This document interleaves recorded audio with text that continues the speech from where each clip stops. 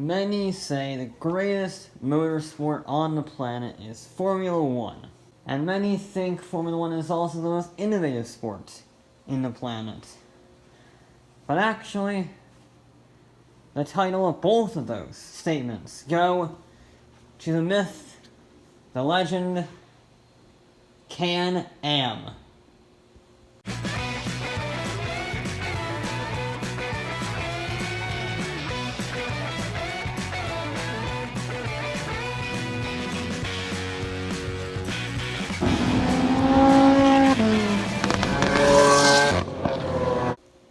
Can-Am was actually started as a single one-off race where every once in a while a European driver, once he was done with his Formula 1 season, his DTM season, or something like that, would come over to the US, have a bit of fun, go in a race with other European drivers, and then go back to Europe.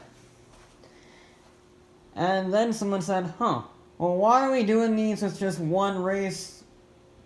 Like single standalone races. Why are we doing that? That's dumb. Why make a series out of it? So they got some Group 7 prototype cars, and they decided to have a little test race in 1965, and it was pretty successful. So they went along and began work on a new racing series. And it was going to be a transcontinental racing series, with some races being held in the US and some races being held in Canada. Canada. America. A man. Can-Am. I like the sound of that. And thus Can-Am was born. And then they went to work on the regulations for the cars. And I shall now read every single rule at the start of the 1966 season. This is the entire rule sheet. Ready? You must have closed wheels, no open wheel or racing allowed. It must have 2 seats in the cockpit. And it must meet basic safety regulations. That was it. There were no other rules. There were no rules on power, weight, materials, budget, technology. Anything you could imagine, you were allowed to do, especially at the start of the 1966 season. And with some truly incredible drivers like John Surtees taking the wheel of some impressive machinery. The very first race of the series in 1966 had over 55,000 people in attendance. And that was just one of 6 races in the series. And it would be John Surtees, the F1 champion from 2 years ago, who would win the Drivers' Championship with the Lola T70 Mark II, which also secured the Manufacturers' Championship. And you can see why the Lola not only won, but why it drew huge crowds, because it was powered by a Chevy pushrod V8. Almost every vehicle of this era was powered by a Chevy pushrod V8. But they were naturally aspirated, and they made 520 horsepower in a car that weighed just over 1,500 pounds. A power-to-weight ratio better than a Bugatti Veyron. But that wasn't even the craziest vehicle of the inaugural season, because Chaparral joined the party, and Chaparral is a little company you probably never heard of. But they're also one of the most innovative companies on the planet. Think of them as America's Lotus. Because in 1966, they developed the 2E. Now, it had a naturally aspirated 450 horsepower V8, and it weighed 1,500 pounds, which is worse than the Lola. However, had one big advantage: a new innovative technology called active aerodynamics. This technology utilized a pedal on the floor, so your gas pedal, your brake pedal, and your clutch pedal, and a 4th pedal. When you push down in a braking zone with the brake, you also push down with that floor pedal, which activated the rear wing, which meant it basically acted as an air brake, similar to a McLaren P1 or the Ferrari. in 1966. Unfortunately, it wasn't very reliable, and they only won one race at Laguna Seca, and then the year afterwards they were deemed too fast during qualifying and active wings were banned. So, yay. So the next season came along, 1967, and the driver numbers were swelling up immensely. We had, and these were no ordinary schmozio drivers. These were legends like Parnelli Jones, Dan Gurney, Mario Andretti, Phil Hill, Jim Hall, and the previously mentioned John Surtees, just to name a few. And you can see why the cars were extremely innovative, and the racing was extremely close, and the tracks were immense. They had 11 tracks in 1970. And one team would win almost everything. McLaren. Now, you can usually separate Can-Am into a few distinct eras. You have the first season, which is a little mini era, and then you have 1967 to 1971, which I will call the McLaren era, because they won every single championship for manufacturers and drivers that era. It's immense. The founder of McLaren Automotive, Bruce McLaren, actually won the championship as a driver in 1967 and 1969. So why was McLaren so freaking fast? Quite simply put it, the M Series. No, not that M Series. Get your crappy German cars away from here. This M Series, starting with the M6A. It had a 525 horsepower Chevy V8 mounted in the middle, weighing just less than 1,400 pounds, and it drove team owner and founder Bruce McLaren to a title in 1967. And they continued to improve upon that version all the way up to the M8F. This monster had a 740 brake horsepower V8, which meant it had a power-to-weight ratio better than 2 pounds per horsepower. That's insane. Just to show how dominant the McLarens were. One season, McLaren got 11 pole positions and 11 race victories out of 11 races. Yeah. That's not saying people didn't try to beat McLaren. Lola swung back after their 1966 championship victory with the T163 with a 615 horsepower V8. But since it weighed the same as a McLaren and had, 100 less horsepower, it wasn't successful. Now, Chaparral, after their ban from racing in 1967 with the active wing ban, they came back with yet another innovative design, because they're a small company. They don't have the economic resources to go up against these big teams with sheer money. They had to get creative, and creative they were. They had a 650 horsepower V8 mounted to a Chaparral 2J. Now the J weighed 1,800 pounds, which is immense for the era. It's almost 500 pounds heavier than their nearest competitor. But there's a very good reason for that weight.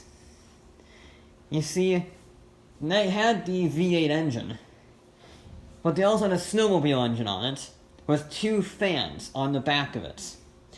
These fans, once you turn them on, would suck the car to the ground with some help of some brand new high-tech plastic skirts wrapped around 3/4 of the car.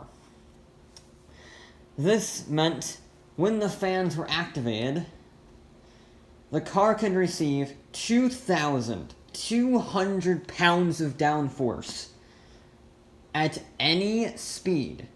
No matter how fast or slow you were going, you could get 2,200 pounds of downforce with those fans. The car could pull 1.5 G around the corner.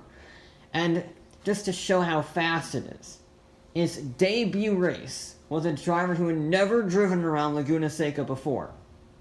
Qualified pole position at Laguna Seca doing a sub 1 minute lap. A sub 1 minute lap of Laguna Seca in 1969. So, now I'm going to tell you how it shattered all remaining races in the season, right? Well, after it qualified whole with a sub 1 minute lap, it immediately broke down. Because Can-Am cars are extremely fragile because they're very light. And then when you add the fragileness of the Can-Am car, combine that with the fragileness of the skirts, and the fragileness of the fans, and the snowmobile engine, it kind of just falls apart. There was also a problem where whenever it was actually driving and not breaking down, it would take the dirt from the racetrack, suck it up, spit it out the back of the car, and pepper the drivers behind the 2J with dust and rocks and dirt. And funnily enough, they complained about that for some reason, and the SCCA, the sports governing body at the time, banned it because it had a moving aerodynamic part, aka the fan system. So, yeah, it was banned again, and it never won a race because it kept breaking down. But it remains as one of the greatest automobile innovations of all time. And rumor has it that fan system, with the engine turned off, the V8 engine turned off, the fans were so powerful, it could push the 2J to 40 miles an hour with just the fans.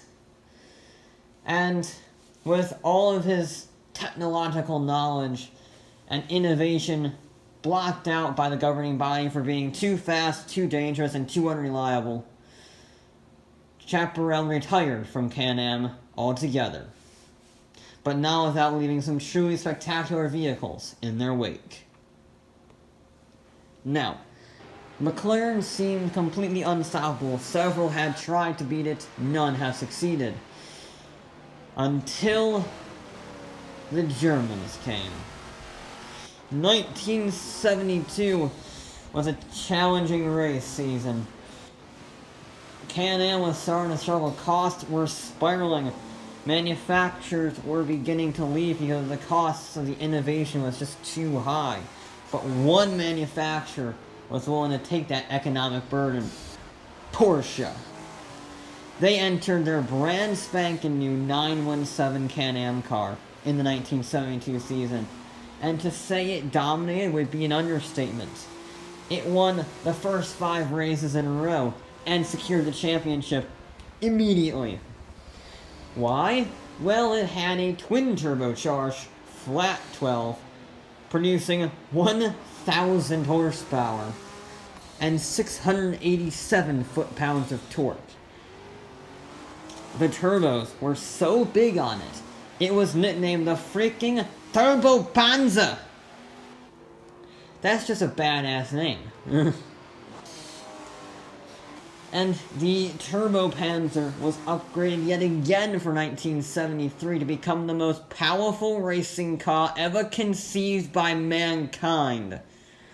The Flat 12 made 1,100 horsepower in race trim and 1,600 horsepower in qualifying trim. That was more power than any vehicle ever made for any motorsport around a circuit race, before then or since.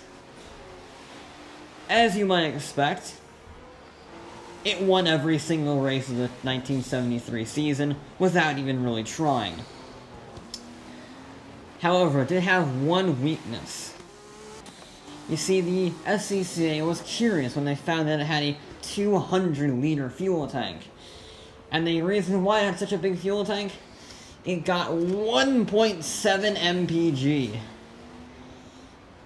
Yeah. And that is when the SCCA had a brainwave. How are we going to end the reign of Porsche?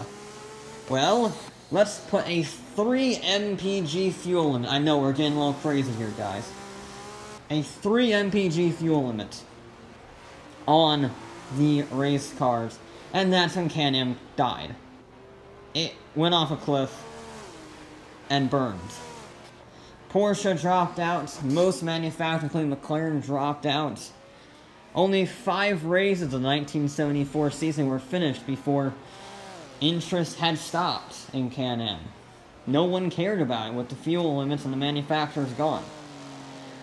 In the end, it was an 800 horsepower Shadow D4 that won the championship that year, simply because it was one of the very few that actually finished the championship. Now, Can-Am was actually brought back 2 years later in 1977 and continued to race for 10 years. But it wasn't the Can-Am that we known and loved. It was an open-wheeled racing series, more of a spec series than the crazy, innovative, Wild Wings, massive V8s that we know and love from Can-Am. And that series was later replaced by modern-day IndyCar. And that's still not the end of Can-Am. Can-Am refused to die. Carroll Shelby, picked up the series in 1991, but it folded just 5 years later. But it's still not done, because a few of those cars, a few of the Shelby Can-Am cars, continue to race in South Africa. I know, this is getting weird, but trust me, it's true. The Shelby Can-Am cars continue to race in South Africa until 2015. And there you go. Can-Am was finally dead. It was not used, the name was not used for any racing series after that. Can-Am was a time of where innovation, excess, money, and technology melded together to create the greatest racing series the world has ever seen. In its short 8-year run, it racked up some truly incredible machines, some truly incredible drivers, and the likes of which motor racing will never see again.